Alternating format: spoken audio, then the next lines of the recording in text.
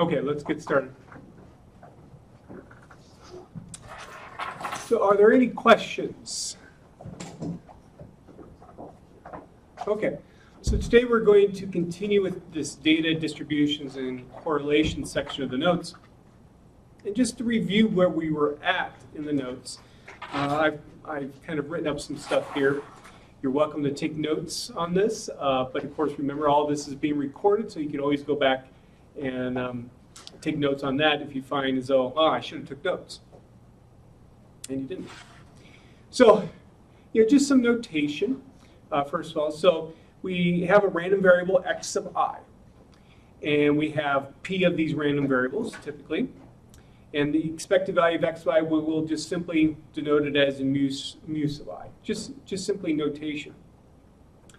And then last time we were talking about a covariance. And all of you probably seen a covariance before, but it might not have actually been called a covariance. At least you've seen a sample estimate of a covariance before. And all that a covariance measures is the dependence between two random variables. It's called x sub I and x sub j. Symbolically, we can denote this covariance as cov xi comma xj. Also, you will see people use more simple notation, sigma sub ij as well. In a covariance, in terms of its mathematical context, it's just an expected value. It's how far, essentially, that x sub I is from its corresponding mean, and times how far x sub j is from its corresponding mean. And so what we talked about last time is that when x is high, when x sub I is high and x sub j is high, meaning that they're above their means, we'll have a positive quantity inside those brackets. When x sub I is low and x sub j is low, relative to their corresponding means, we will also have a positive value inside those brackets, because we'll have two negatives become a positive. And then what the E there does in front of it says, on average, what would you expect to have happen? And so this expected values just defined in the same way as you've seen expected values in a course like Stat 801. The key was that in a course like Stat 801, you typically focus on easier expected values. But if I had, let's say, discrete random variables, the expected value of x sub I is equal to the sum over all the possible values of x sub I times the corresponding probability associated with x sub I. Same thing here, but now we just have a bigger expression that would go in there instead. Okay? Now, the farther that the covariance is from 0, the more dependence that we have. If it's a positive value, that means we have positive dependence, meaning as x sub I is high, x sub j tends to be high as well. X sub I is low, x sub j tends to be low as well. If you have a value of covariance that's less than 0, that means you have negative dependence, meaning as x sub I goes up, x sub j tends to go down, and vice versa. So if we could somehow actually calculate the covariance for the high school and college GPA example, would you expect to have a positive value for that covariance or a negative value? What do you think? Positive. Typically you would expect people who have high school GPAs would also have high college GPAs and vice versa. Okay?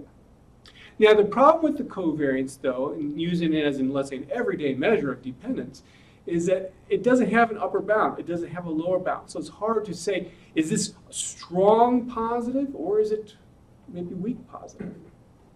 And so that's where the correlation comes in. All of you have seen correlations before. And all the correlation is just a rescaled version of the covariance such that it's always between -1 and +1. Okay? That's all. So the closer you get to +1, the more, let's say, a 1-to-1 correspondence you're going to have between x sub I and x sub j.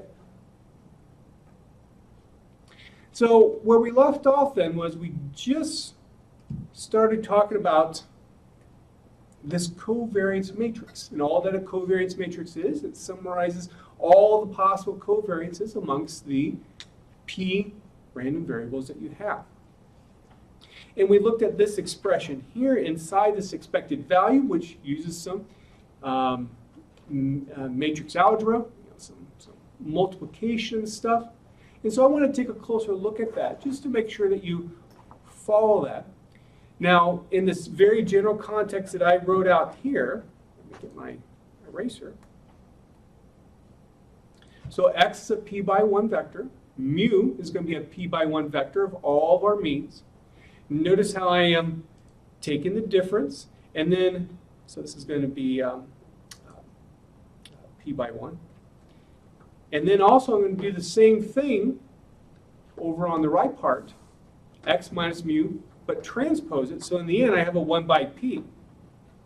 So when I do the matrix multiplication, I end up with a p by p matrix. Okay? And so, you know, in a very symbolic format, we can use the Greek letter, uppercase letter sigma to denote the covariance matrix. We can call it cov of the vector x as well. But let's take a look at this now from the standpoint of if we simply have p equal 2, just to make sure that we follow this. So my x vector has x1 and x2 in it. If I were to find my mean vector, mu, that's equivalently expressed as expected value of x, just notation. I could actually just simply plug in, well, what is x? Well, it's x1 and x2, 2 by 1 vector. I can move my expectation through, basically distributed to each component of my vector, and then I get mu1 and mu2. Okay? But now if we look at this covariance here, let's see what we have. So I have my 2 by 1 vector x1 and x2, subtract off my 2 by 1 vector mu1 and mu2. And then over here I have exactly the same thing, but I transpose it. So when I actually do this simple subtraction, this is what I get. I have a 2 by 1. I have now 1 by 2 after I apply the transpose. Everything's still inside that expected value. And so let's actually now do the matrix multiplication. So I'm going to end up with a 2 by 2 matrix in the end because of the outer parts of those dimensions.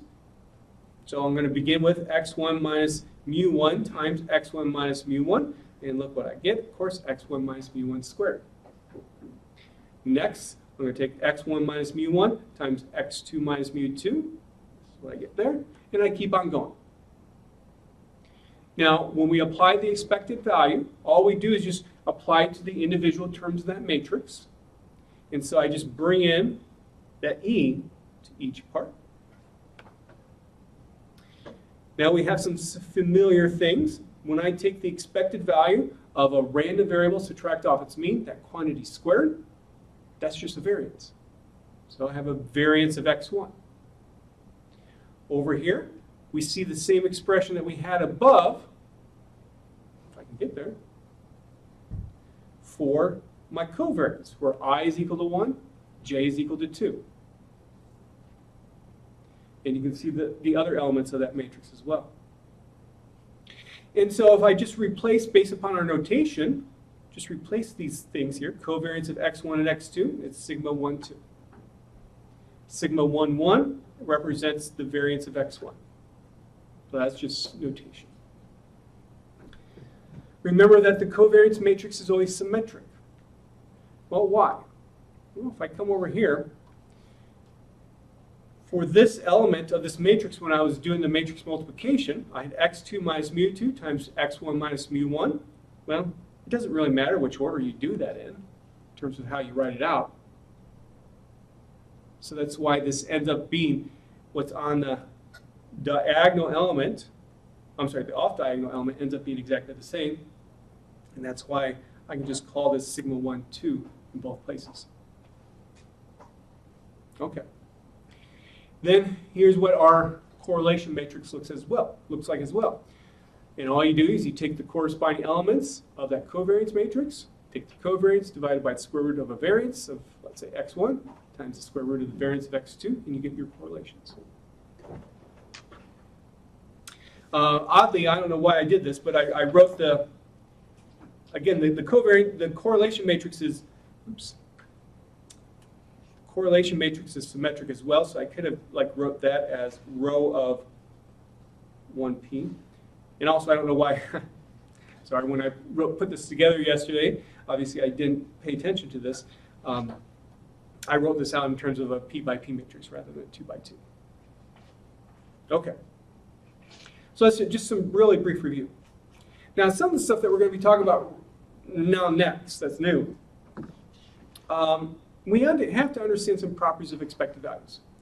These properties are typically not taught in a Stat 801 course. You might have seen in the course catalog, there's a Stat 801A and a Stat 801B. I was behind us adding the Stat 801B, about 7 years ago.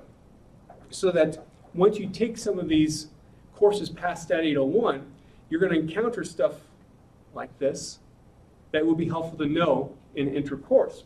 And so I got that 801B essentially approved about 7 years ago, but unfortunately it has never been offered at our university because we just don't have enough faculty now. So some of this material in a Stat 801B is what you would see in Stat 880. 880s like Stat 801, but in a much more mathematical context. And obviously, as you take more statistics courses, it's helpful to have some of this other background as well. And so, real briefly, we're going to talk about some properties of expected values. Okay. Suppose I have two constants, meaning it's just like numbers, like A could be 3, B could be 5. They're just constants, but I'm just going to denote them in a more of an abstract way. X is a random variable. So maybe X is, let's say, suppose I go out to go to the rec, the old indoor practice football practice facility, and suppose I kick 5 field goals from 20 yards away. X could be, let's say, the number of field goals that I make out of, let's say, 5 attempts. So it could be 3, it could be 4, it's a random variable. But A and B are going to be constants. And so let's say that I decide that I want to know, well, how many field goals am I going to make if I repeat the experiment of kicking 5 field goals twice? In that case, B would be 2. And so, well, how many field goals did I make? Well, it would be B times X. But what would I expect on average to make? Well, that would be the expected value of B times X. And a property of expected values is that you can basically just simply factor out that B from my expected value. Simple thing. And hopefully it makes some intuitive sense. So if I were just to do my experiment once, and let's say my expected value of X was 3, well, if I did my experiment twice, my expected value of 2 times X would be 6. Okay, makes intuitive sense. Suppose also, when I'm doing my experiment, maybe I'm with a friend, and the friend says, okay, I'm going to give you, I'm going to say you've made 3, without you even doing it. So that's going to be my A here. A is going to be 3. And so how many total field goals did you make? Well, it would be A plus X. So another property of expected values is that simply you can move this expected value inside the sum. So that now I have A plus expected value of X. This is equivalent to expected value of A plus X. So if I put this all together, expected value of A plus B times X is just A plus B times expected value of X. Okay? If you want to know more of an explanation than this, take a look at my Stat 880 notes that are available online, section 4. I get into the actual writing this out in terms of calculus, for example, to do like a simple proof. Okay. Now, let's come over here. So we can actually express how this covariance matrix comes about in a different way. And this can be helpful as we go along in this course to know this other way. And to help you see how this other way comes about, we can take a closer look at, let's say, just the variance of one random variable, x of I. What you've seen in a Stat 801-like course is that's just the expected value of x of I minus mu I squared. So on average, how far is xi from mu sub I, and we square them all those distances, so that we always have a positive value. And so what I can do is apply some basic algebra first for the stuff that's inside the expected value. Just multiply it out. Now I can apply some of those properties that we just saw of the expected values. I can move my expected value inside essentially the sum, the subtraction part. So that's what I'm going to do here. I just moved it inside. Now, mu sub I itself is a constant. So if I say that on average, oh, I don't want to say it that way. For example, what would be the expected value of the number 3? Well, it's 3. I mean, it's just that number back. And so when I have a mu I squared there, mu I is now a constant. And so because of that, the expected value of mu I squared is just mu I squared. Also, this constant that I have here, so this is like my b, essentially. I have a mu sub I. I can move that out in front, or in the end, I actually moved it out and back outside of that expected value. Also, I have a 2 there that I moved out. The expected value of x sub I itself, well, just symbolically, that's just mu sub I. So now I have a mu sub I here, mu I squared. If I combine these two quantities, I have a negative mu sub I squared there. So this is just a different way to express the variance. Okay. To relate this to something that you've seen before, if I were to look at how I would calculate the sample variance, let's say I have a little n's my sample size.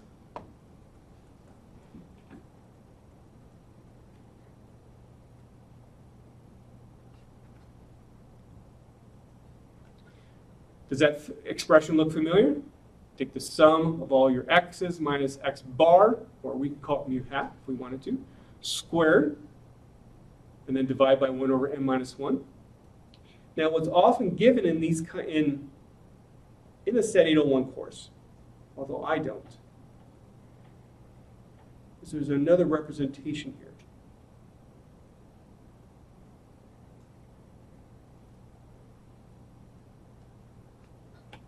Like this, just through algebra. Notice how this part here corresponds to basically that. This part here corresponds to that. So what I have here on the right side is the sample estimate of what will be, you think of it as a population quantity. Okay. Now I would like to be able to find a similar expression for my covariance matrix based upon this variance of x expression. Okay? So if I have sigma here, again, that's just the covariance of x, and I just write it out in terms of it's an expected value.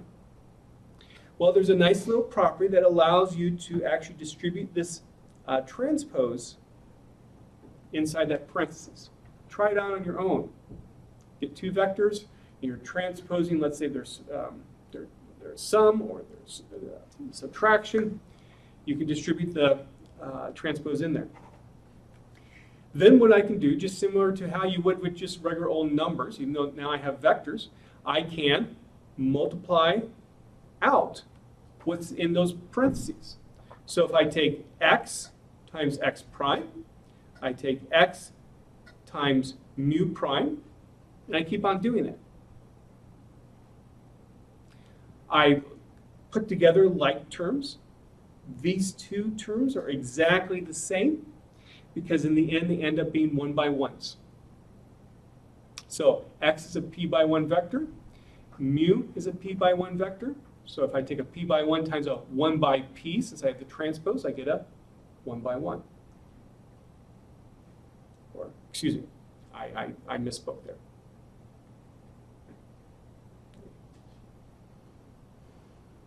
Okay, so I have x is a p by 1, mu prime will be 1 by p, so now I have a p by p, and if you actually look at the individual elements, actually multiply it out, these end up actually being exactly the same, so that's why I have a 2 there.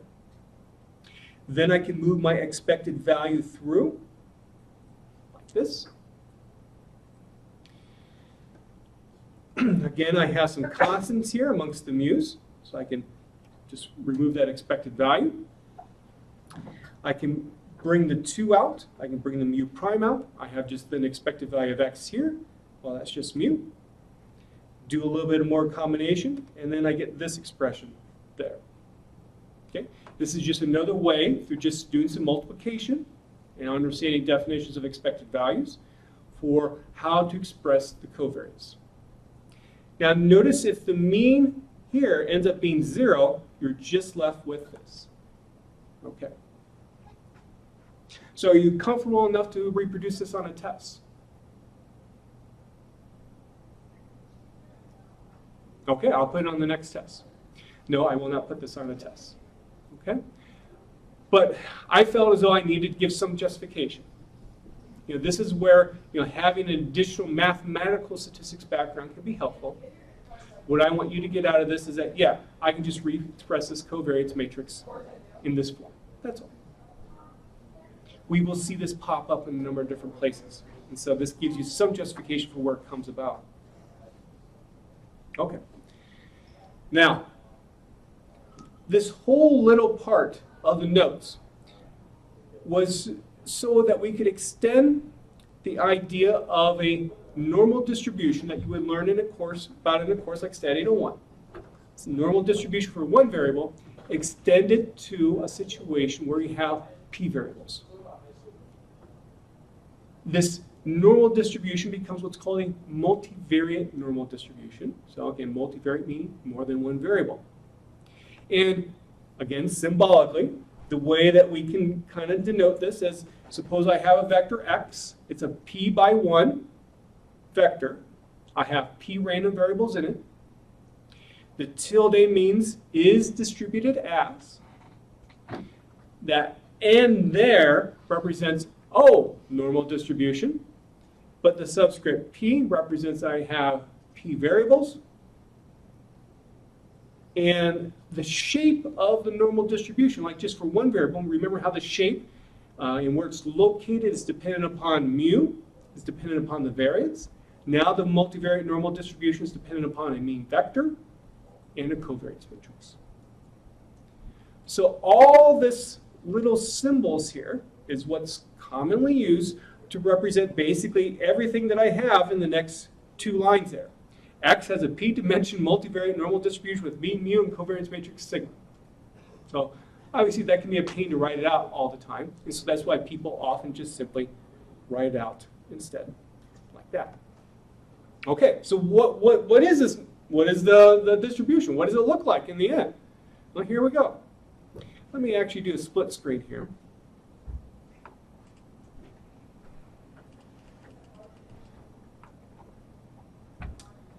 And up top will be the regular old normal distribution that we've seen before.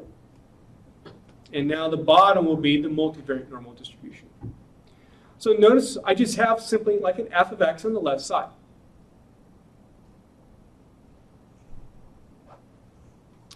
With the multivariate normal distribution, let me get my pen out again.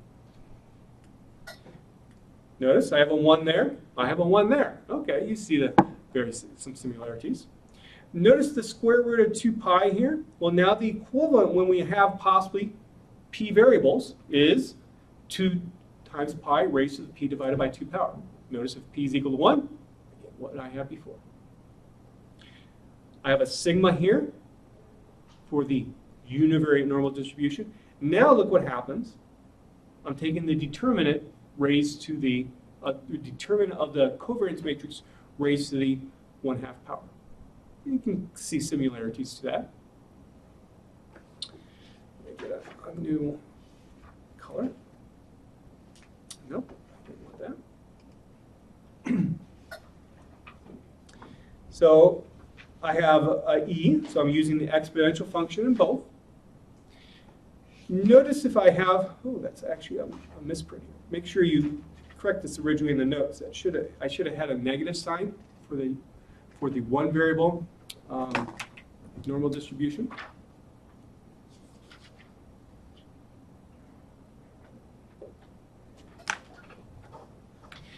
Notice this is kind of like having 1 over 2, negative 1 over 2. Notice here in my multivariate normal distribution, I have negative 1 over 2. Notice how I have a sigma squared here that's in the denominator of that exponent part. So it's like saying sigma squared raised to the negative 1 power, or in other words, sigma squared invert. Notice here I have a covariance matrix inverted. Up here from the normal distribution, I have x minus mu. Look what I have down here. X vector minus my mu vector. I have it in 2 places because that's the equivalent of basically working with the square. So hopefully you can see the similarities. In fact, on your own, just simply write everything out where p is equal to 1, and you get the regular old normal distribution. So this is the multivariate normal distribution here. Let's take a look at a plot of it.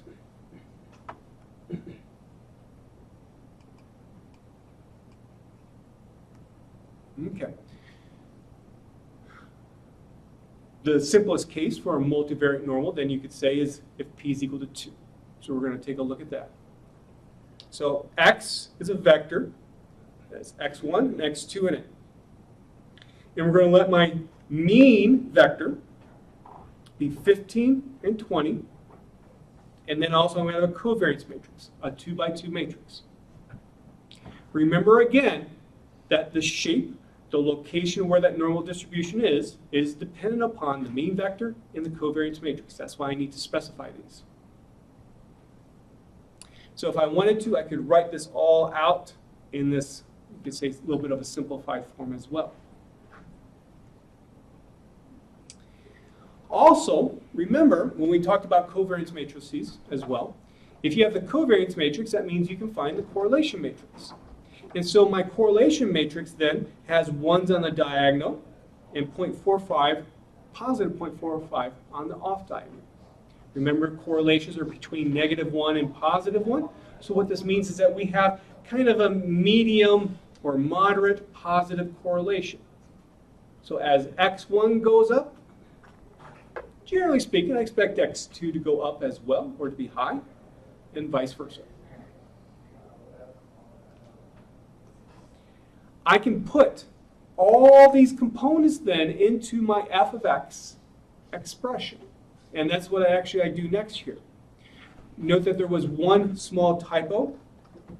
Now, unfortunately, this semester there will probably be more typos than I would normally like, because over the summer, I basically went through all my notes and updated them and stuff like that. And as you might expect, when you do that, you're going to typically have more typos. And so there was a small little typo right there. I should not have the inverse symbol anymore, because I've actually taken the inverse of the original covariance matrix. So this is my normal distribution. Now, whenever you have some kind of function that you want to plot, what do you need to do? Well, in this case, suppose I stick in a value of x1. Suppose I stick in a value of x2. I evaluate this, do all the math. I'm going to get an f of x value out. And suppose I do this for a bunch of x1 and a bunch of x2 values, and always get an f of x out. Then you can go back to your old algebra days and do a 3-dimensional plot of this function. And so that's what I'm going to do next. Let's actually take a look at the end result. So I'll explain how I do this shortly. Unfortunately, it's not as easy as it should be. Here's a plot of the multivariate normal distribution here, from plugging in a whole bunch of values of x1 and x2 and getting the f of x's out. So the f of x's are graphed on what we often would refer to as the z-axis. So I can actually spin this plot around, and this is what it looks like. Notice from just look, if you think of it in a 2-dimensional sense, notice it kind of looks like a regular old normal distribution. It's this mound-shaped curve, but in fact there are 3 dimensions to it, and you can see how that shape changes as I move around. I can go to the top of it as well. I can go to the bottom of it. as well. Now, when you had a regular old normal distribution, you had like a little curve on the plot. The area underneath that curve was 1. This volume underneath this three-dimensional shape is 1. You could actually show this using, if you've had calculus, a double integral. So with that previous f of x expression. Why is it 1? Well, again, this is all the possible probabilities associated with x1 and x2. And just like if you've seen in, again, a Stat 801 course, sorry to keep on going back there, all those possibilities, encompass then, if you look at them all and sum them all up, you have a probability of 1. Okay. Now, how do I do this plot in R? Now, it would be nice if there was like a curve function that we saw previously to do the regular old normal distribution, the univariate normal distribution, and use that curve function to do the plot. There isn't. Instead, what we need to do is actually ourselves evaluate for a bunch of x1s, a bunch of x2s, get the f of x out. Okay? So, to do these calculations, I'm going to need 2 R packages that are user contribute, meaning that you will need to download them. The first one's called RGL. Not for sure exactly what RGL stands for. I would think it's like R Graphics L. Then there's also MVT Norm, which stands for Multivariate Normal Distribution. So, the first thing I need to do is in R, plug in my mu vector. Now, I don't need to do the matrix function for this. I can simply combine it together, the mu1 and mu2 together. So 15 and 20. To do my matrix for my covariance matrix, now I do need to use the matrix function. So just to review, there's a data argument, and I can put in all those corresponding elements by row. There's going to be 2 rows, 2 columns, and tell R that indeed I've entered in these data elements by row. So if I go ahead and do this, you see mu, you see my covariance matrix, sigma. There's an interesting little function R called cov2cor, meaning let's convert the covariance matrix to a correlation matrix. So if I say cov2cor, there's an argument called V. The reason why it's called V, covariance matrices are sometimes also called variance matrices, just a name that some people use. And if I put sigma in there for the element, put that into an object called P, there's my correlation matrix. So if I were to take 0.5 divided by the square root of 1 times 1.25, I get about 0.45. Okay. Now, to come up with my f of x, there's a function called DMV Norm, which stands for density multivariate normal. Remember what we used before for a univariate normal, D norm. Now we use DMV Norm. This comes from the MVT Norm package. First argument says, okay, give me my, let's look at the second argument. Give me my main vector. Well, remember we called it mu. Give me my covariance matrix. Remember we called it sigma. Now, where do I want to evaluate this f of x at? What should I use as x? Well, how about we just start off with simply at mu itself. So if I do that, run this function, I get 0.159. Now, with a univariate normal distribution, if you were to evaluate f of x at its mean, what's interesting about that with a univariate normal distribution? What's an interesting property? It's at its highest point relative to the y-axis. Same thing here, but now relative to the z-axis. So, if I were to evaluate this at mu, notice my z-axis here about 0.15, and what did we come up with? We had 0.159. So that's the highest point. Notice mu2 corresponds to x2 here is 20. If I were to spin this around, x1, 15. Remember, mu1 was 15. That's where that point comes from, right there. Any questions so far? So we can see that the multivariate normal distribution happens to be centered at the mean vector, similar to what we saw for a univariate normal distribution, centered at the mean. Now, what controls then how far is that surface spread out?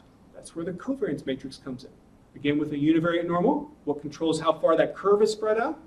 It's the variance. Okay. So I need a bunch of x1s, I need a bunch of x2s, and I need to plug that into my DMV norm function. So I'm going to come up with a bunch of x1s using a function called SEQ for sequence. It gives me a sequence of numbers. I'm going to start at 11, go to 19, by 0.1. So if I just run that little segment of code and run x1 here, you can indeed see that I have a sequence of number by 0.1 from 11 to 19. For x2, I decided to go from 17 to 23 by 0.1. Now, why did I choose these ranges? I had to do a little experimentation to find something that would work so that I could see that nice whole surface. Now, what I would like to do now is have a matrix that has all the x1s in it and all the x2s in it, but all pairwise combinations of those numbers. There's a nice function R called ExpandGrid that will give that to me. So I'm going to put that in there with x1 and x2, and this is what we get. So var1 corresponds to my value of x1. var2 corresponds to my value of x2. Notice how R puts this all together. It says, okay, the very first value for x2 was 17. And I'm going to simply write out all the possible values of x1 corresponding to that 17. So all pairwise combinations. Once it gets done with that, var2 is going to be 17.1. And then all the x1s will be there once again. That ordering matters. So for all these, let me just show you how big all.x, where I put in all these values, you can see that this is quite a big matrix here. There's a lot of different values. Because I want to have a nice grid of things that I'm going to plot. So I can see a nice smooth shape. Eventually I'll get to the end. But I think you can believe me eventually that there will be an end. Okay. So I'm going to put in, for my DMV norm function, all these x's as the x argument. And the way that R is going to work is it's going to say, okay, let's look at that first row, let's find f of x. Let's look at the second row, let's find f of x. So if I go ahead and do that, and use the head function to examine it. Let's see here, head all.x. So when x1 is 11, x2 is 17, my f of x is quite small. When x1 is 11.1, x2 is 17, again, my f of x is quite small. Let's take a look at the plot. So when x1 was, I think we said about 11, so right about here, if you see where my mouse is. And then also x2 is going to be about 17. If I spin this plot around, you can see this better. I'm going to be like right about here. I'm going to be at the bottom of that surface. So we have all these f of x's. So now we just need to plot it. But we need to do one small weird thing in order to get a function to plot it for us. We need to reorganize everything. We need to organize it so that it's in this form, as you can see here from what I've highlighted. Where let's say my columns correspond to values of x2. My rows of this matrix correspond to values of x1. And all the elements inside the matrix are the corresponding f of x's. So to do that, in the end, it's simple. I use the matrix function again. I put all my f of x's in there for my data. Number of rows is going to be the length of x1. So how many x1s do I have? Number of columns is going to be the length of x2. How many values of x2 do I have in terms of this original sequence. I'm going to put everything in now. Actually, by row is equal to false. Well, why? This comes back to how everything was organized in all.x. Notice my columns again correspond to x2. So, but I'm going to vary my x1 values. Notice my rows of this new matrix is going to be my x1s. The columns correspond to x2. So my very first f of x that we calculated before was for x1 11, x2 17. My second one that I calculated was for x1 11.1, x2 17 as well. So that's why I need to put everything in now by columns. So I create my f of x like this. You can look at parts. Let's see here.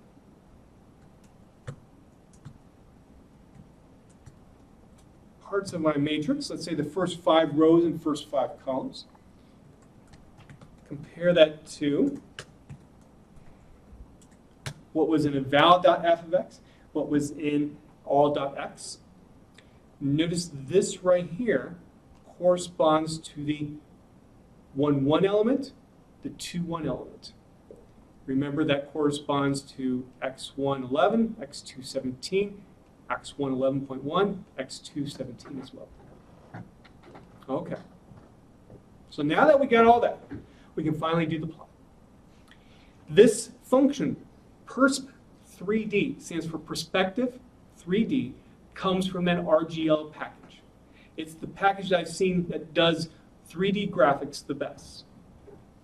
So, the function name, my values of x1. Notice that this is my original sequence of numbers.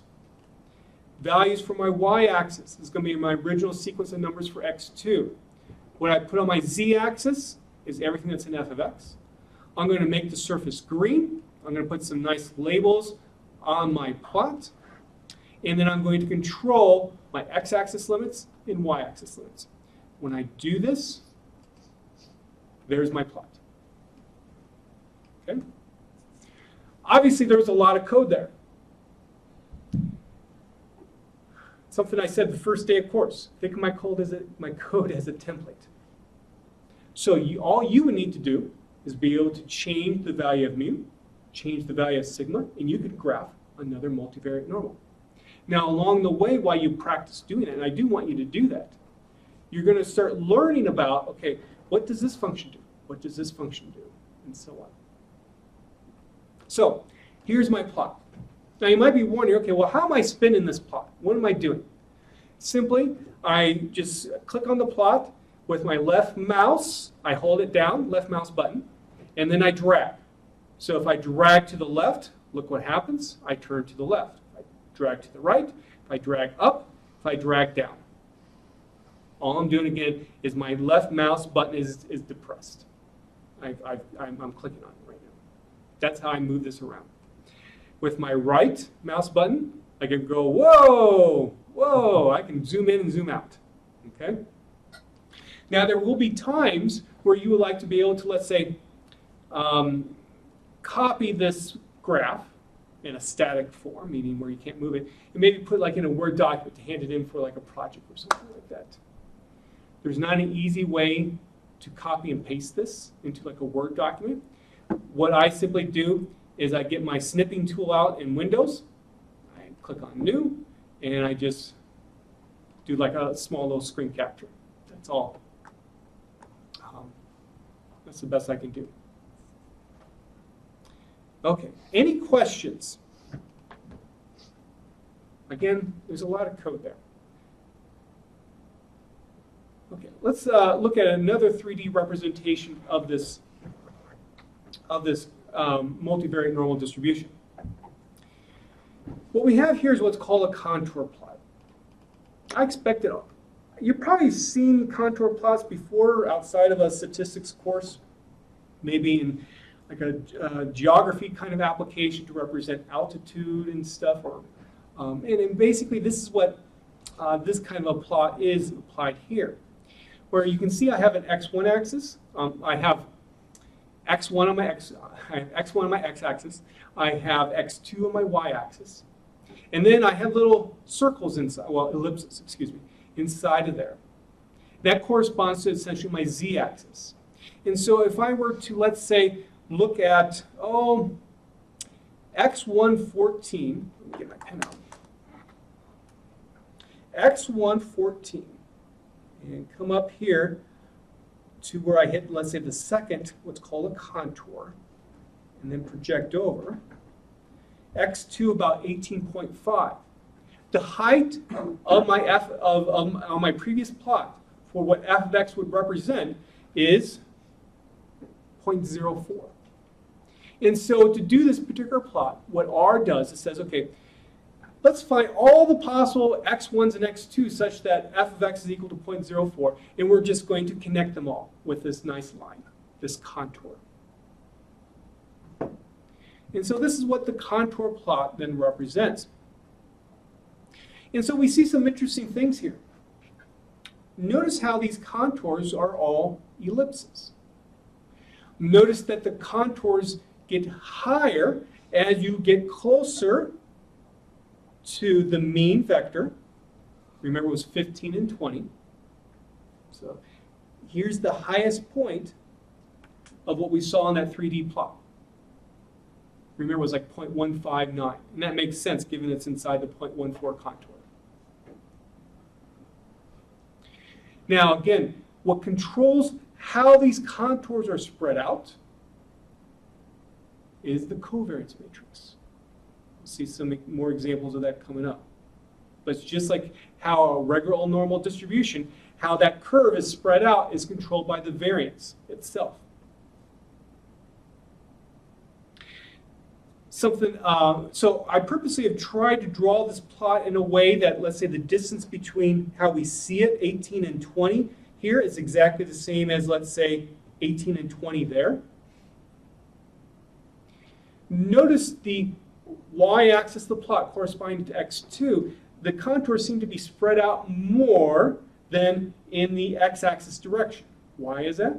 Well, remember, the variance for x2 was larger than it was for variance of x1.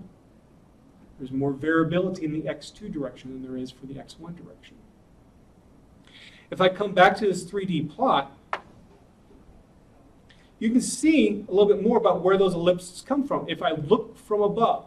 So you can think about that contour plot basically is allowing us to almost like look from above, but also to have a sense of, well, how high is that z-axis? Notice we have these ellipse-like shapes in terms of the coloring there. Okay, so how do I do this particular plot?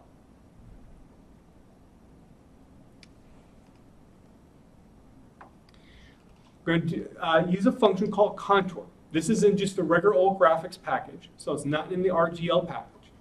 And similar to what we saw for the perspective 3D plot, my x argument is going to be x1. My y argument is going to be x2. My z argument is going to be f of x. I put a nice title on the plot. I control the x-axis limits, the y-axis limits, and I do something fancy for my x-axis label and y-axis label by allowing for subscripts. Okay, so when I do this plot, let me go ahead and do it. Here's what I get. Now, I like to also put some grid lines on these plots. It's often helpful to see better. And you might remember from us doing the high school and college GPA scatter plot example, I use a function called grid to do those grid lines. For some reason, it doesn't work here. So I have to do kind of grid lines, you can say, manually, where I use a function that we've seen before called AB line, where I'm going to put horizontal lines at a sequence of numbers from 16 to 24 by 2. These lines are going to be dotted, and they're going to be light gray. I'm also going to put some vertical lines on there for my grid lines, a sequence of numbers from 10 to 20 by 2. And this is how I get that final plot. Okay.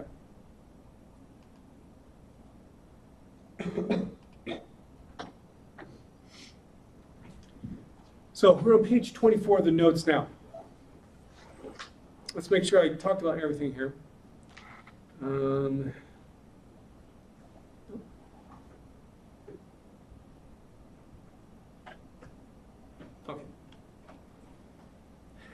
Now, I said that how far these ellipses relative to the contour plot, or how far that 3D surface is spread out, corresponds to that covariance matrix. So let's see some examples in action that actually show that. So let's say I just change one thing. I'm going to change my variance for x2 to be 3. Before, I believe it was 1.25. So now I have more variability. So you would expect, relative to the x2 direction of these plots, the y-axis direction of these plots, you would expect that the plot to be more spread out in that direction. Note that you could also find then the corresponding correlations. My correlation matrix, my correlation actually ends up going down here. So how's that figured? 0.5 divided by the square root of 1 times 3. So here's the corresponding plots. Look at the first plot on page 25. Now remember, things are more spread out. If things are more spread out, and I still need, let's say, a volume of 1 underneath that surface, what that basically means is I'm going to put my hand on top of that multivariate normal distribution. I'm going to be pushing down on it. That's going to cause then that surface to spread out, but now the height of the surface is not going to be as large.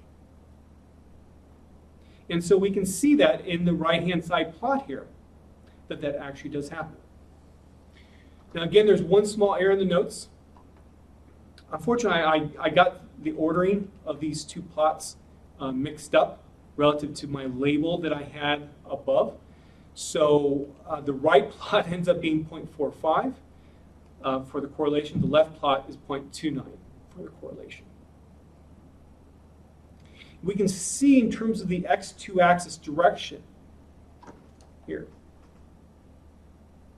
how things are more spread out.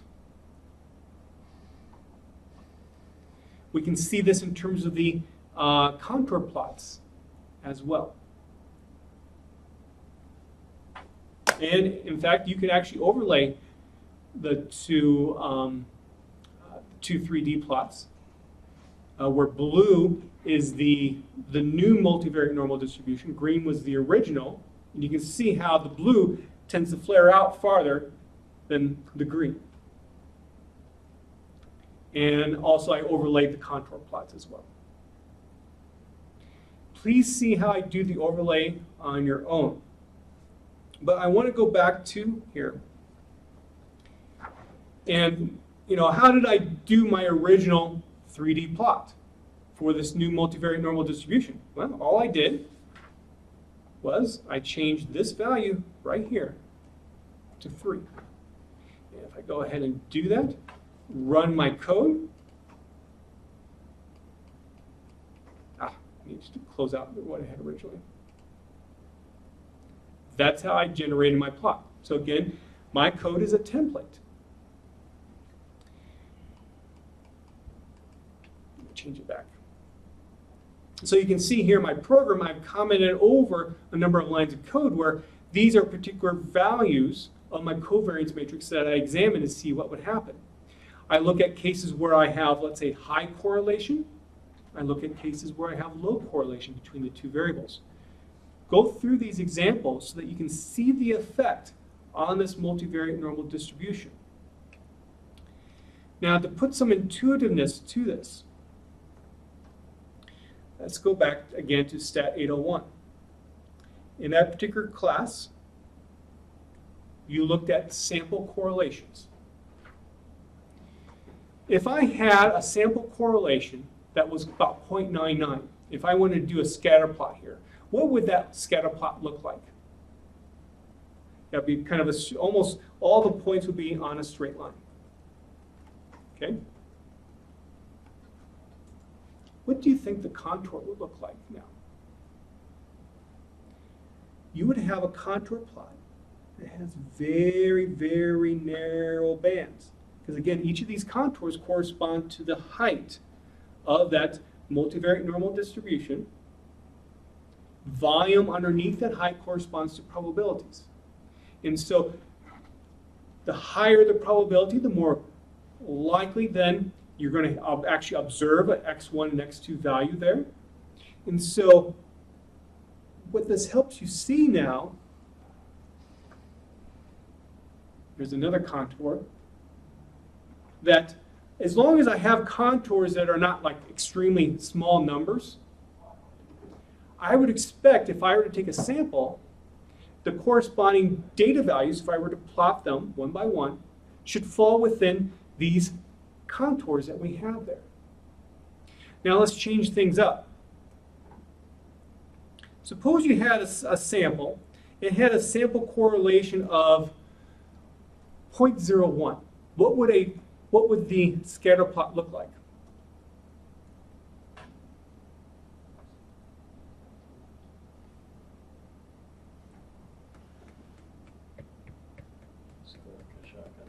Yeah, just a random scattering of points. Now let's think about that in terms of what the contours would look like for a multivariate normal distribution that represents, let's say, from the population from what the sample was taken from. You would have a contour that would actually look like a circle. You would have all these contours that would look like a circle. Notice before we had kind of the contours at a 45-degree angle. Now, look what has happened. They've kind of tilted, and they become, the contours, or what we saw ellipses before, have become more like circles. Through going through my examples, and some of your own examples, you will see that as you explore the multivariate normal distribution. Just try different covariance matrices to see that.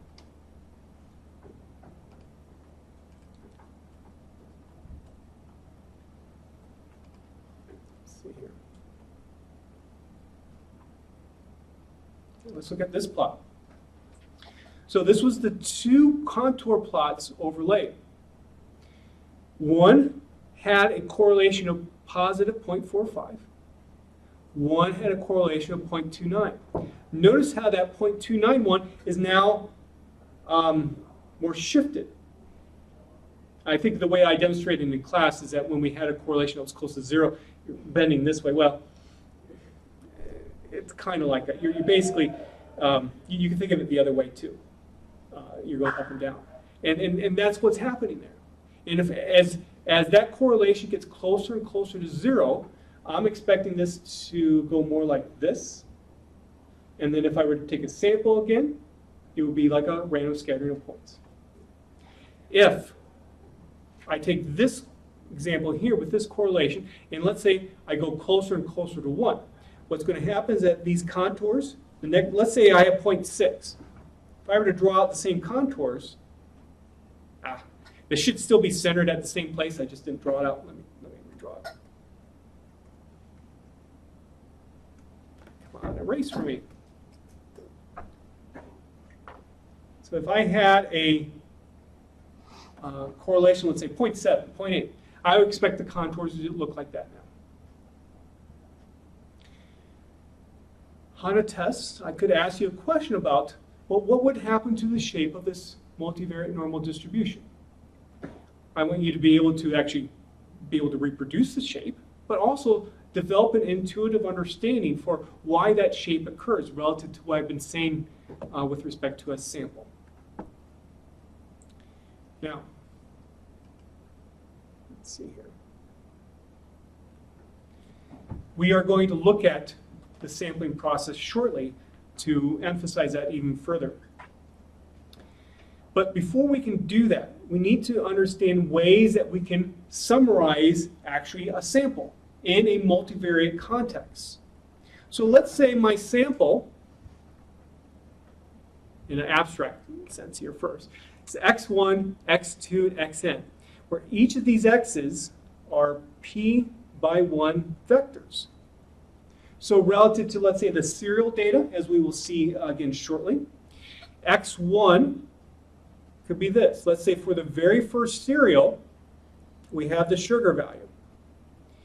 For the very first serial, this could be the fat value, And for the very first serial, this could be the sodium value, if I just looked at those three variables. That's what x1 could be for the first serial. x2 would be that for the second serial. x3 all the way down to x sub 40. And so we're going to say that we have a random sample from some population that's characterized by a multivariate distribution. It could be multivariate normal, but actually there's other multivariate distributions out there. So I'm not going to actually specify which multivariate distribution. In this class, we'll focus mainly on the normal. But I do know that there exists some kind of mean vector out there, and there's going to be some kind of covariance matrix. If I know the covariance matrix, of course, I can get the correlation matrix. So symbolically, what you often will see people represent this as is this. So x sub I within these curly brackets, I equal 1 to n, is distributed as, or comes from a population characterized by a population that has a mean and a covariance matrix. So how do I estimate these quantities? Now the mean, as you might expect, is not going to be too difficult. So for the first variable, just sum up all the observed values for that first variable, divide by n. Second variable, sum up all the values for that second variable that you observed, divide by n. And that's what this represents here, but now in a multivariate manner, where I take my x1 vector, I add my x2 vector all the way to the xn vector, divide each element then of that sum by 1 over n. What about my estimate? And notice how I put a hat on top of mu to represent, hey, this is an estimated value. It's not the actual mu. I don't know what that is. But the hat there represents estimate. What about my estimated covariance matrix? Well, I denote that as sigma hat. Well, think back again to your days where you just had one variable.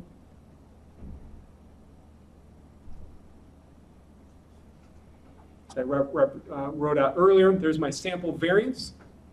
And I could also write this out as this.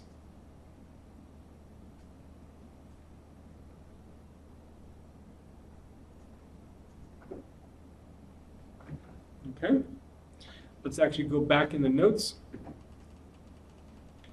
and get what the expected value representation is.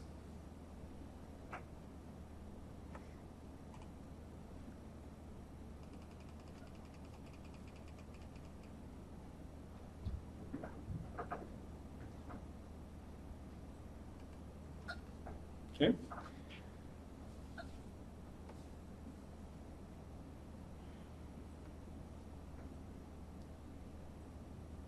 So what I just highlighted there's my expected value of x minus mu times x minus mu transpose. This is my covariance matrix. If I take a sample and try to estimate it, look what happens. I have some very similar looking things here, but now it's based upon sampled values. This expected value basically represents if I could look at the infinite, suppose there's an infinite number of possibilities in my population, I average over all of them. Instead, what we do when we have a sample, we don't have an infinite number of possibilities, we have n. And so I sum up all the values in my sample and then take an average, essentially with the n minus 1. So that's my estimated covariance matrix. Inside my mu hat and my sigma hat quantities, you could just write out what the individual elements actually represent as well.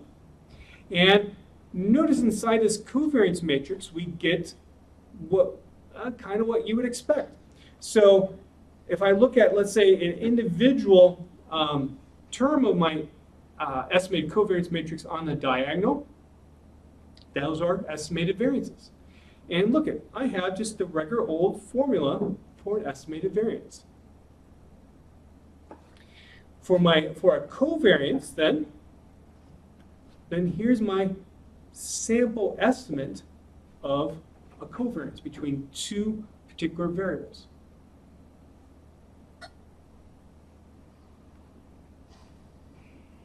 Okay, let's see here. If instead, this will come up a few times. Let's say that I take all my data values and I center them based upon their mean in terms of, I just simply subtract the mean from each of the data values. So that now I have some other new data value. We'll call it, let's say, x tilde sub ri. So now since it has a mean of 0, I have a 0 there, I have a 0 there. What that's going to turn out to be in terms of matrices, if I put all these x tildes in a matrix called x tilde, my estimated covariance matrix simplifies a little bit. I just bring this up because at times we will see this. What about then estimates for the correlation? So rho sub ij is my theoretical, my population correlation between variable I population correlation between variable I and variable j. Well, I could have the corresponding sample correlation as well, R sub ij. This is what you learn about in a Stat 801 course. I could put all these R sub ij's in a matrix. We'll call it capital R as well. Note that there was a small typo in my notes for this 4 there that I have highlighted in red. The correction. And if you actually look back at your notes for Stat 801 or a similar course, here's that sample correlation. This is an expression that's often given in those courses. Same thing. Okay, so let's relate this all to the serial data. We're going to let x1 be the sugar, x2 be the fat, x3 be the sodium. Those are the 3 variables, and we're going to need to adjust them for their serving size. So if I have, let's say, a random sample of 40 cereals from my population, I can symbolically denote this information as follows. X of I from I equal 1 to 40 comes from a population characterized by a mean vector and a covariance matrix, which we do not know. We want to estimate them. So how do I estimate them? Well, I go back to my original data. Here's my mu hat vector, and I just simply take the very first sugar value. So first sugar, 40th sugar. And these are all the mean, the serving size adjusted values. I add them up, divide by 40, and so my average sugar content is 0.29. So given how this serving size adjustment was done, that means 29% of the content of these cereals is sugar. Fat, 0.032, sodium, 5.6. With respect to then the estimated covariance matrix, if I were to do all this stuff by hand.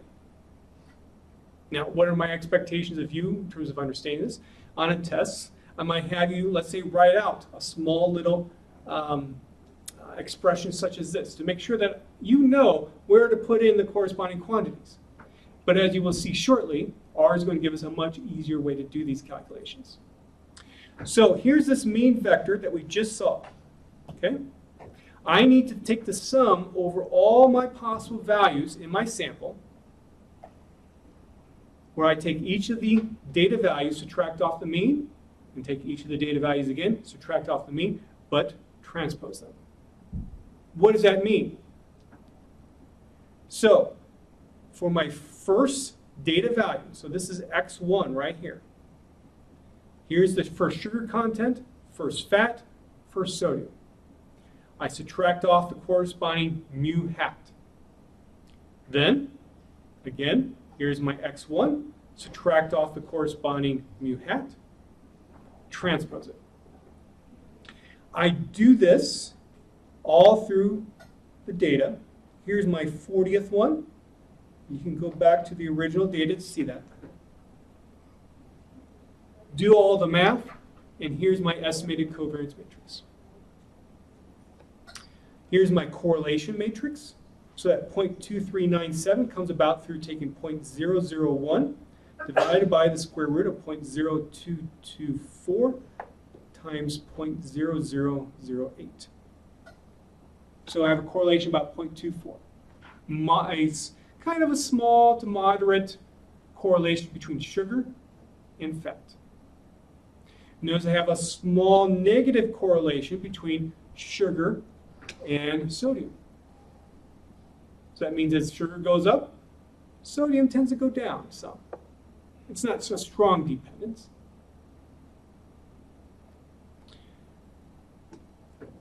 So how do I do this in R then? Let's see here.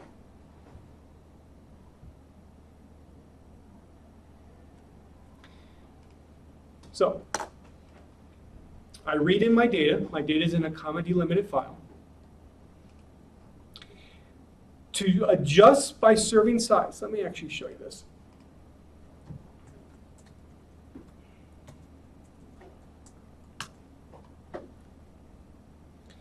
So for the very first cereal here, Kellogg's Razzle Dazzle Rice Krispies has 10 grams of sugar content for a serving size of 28. What I want to do is take 10 divided by 28. Also, I want to take 2 divided by 28, and so on. So I can adjust by the serving size. The way I can do that is I can pull out of my data frame all the sugar values. So cereal $sugar underscore G. All the serving sizes. So cereal $sugar underscore G. And simply, we're going to divide. So 10 divided by 28 is 0.37. But I'd like to be able to put this back into my original data frame. Well, here's a simple way. I'm going to create a new variable in my data frame cereal called sugar. So I say cereal $sugar, that division that I just did. I'm going to do the same thing with fat and sodium. And here we go.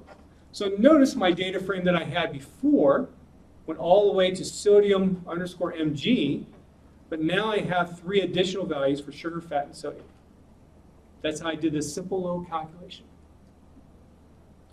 Now in the notes again, unfortunately there was a small little typo. On page 34, when I first represented head of cereal, I hadn't done that little adjustment yet, so that should be out. You should cross that out. Then I do the adjustment, and now you can see they're located there. How would I calculate then my estimated covariance matrix then for this adjusted data? Well, columns 8 through 10 correspond to these sugar, fat, and sodium adjusted values. So I'm going to take columns 8 through 10. I'm going to put that into a function called cov, which finds my estimated covariance. I'm going to save it in a matrix called sigma.half, for the lack of a better name. There's my estimated covariance matrix. So it did all those nice calculations for us.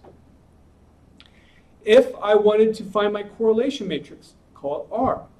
Well, I use my core function now with the columns 8 through 10 of cereal. And there's my estimated correlation matrix. An alternative way is I could use my cov2core function that we saw before with my covariance matrix and find it that way as well. If I want to find, let's say, my mean vector, there's a couple ways to do that. I can use a function called call.means, which means columns, find all the means of the columns. I'm going to find the means of columns 8, 9, and 10, put that into an object called mu.hat, and there we go. There's my mu hat vector. Alternatively, I can use a function called apply, where I'm going to apply to columns 8 through 10 the function mean. This margin equal 2 means go by columns. If I had margin equal 1, that means go by rows. Fun stands for function. Okay. Any questions? So today, I don't know, maybe it was probably the first day where we started getting into some more of the nitty-gritty things of multivariate. But I want to emphasize once again, think of my programs as a template for your own. Explore on your own what this multivariate normal distribution is in terms of if you had different covariance matrices. Something I forgot to ask is what happens if the mean vector changes? What's going to happen to where the location of that multivariate normal distribution is? And then we also start getting to how we can summarize a sample with multivariate summary statistics. What we will start doing next time is now relate some of these multivariate summary statistics to this multivariate normal distribution to see how they correspond. Okay, so let me just go back here. So what's next in our class? Well, I'll have my usual office hours. You do have the week number 3 quiz that's due on Wednesday at 5 p.m. On Thursday, we will continue with this data distributions and correlations section. Maybe get to the next section of notes called graphics. I don't know, we'll see. Looking further ahead, something to take note of. The week number 4 quiz is not due on a Wednesday, it's due on a Monday. It will be over the data distribution and correlation section. The reason why I have it due on a Monday is because I want to be able to address any questions, any problems that I see from those quiz grades. I want to be able to address them on Tuesday of next week because Thursday we have test number 1. Okay? So that is all for today.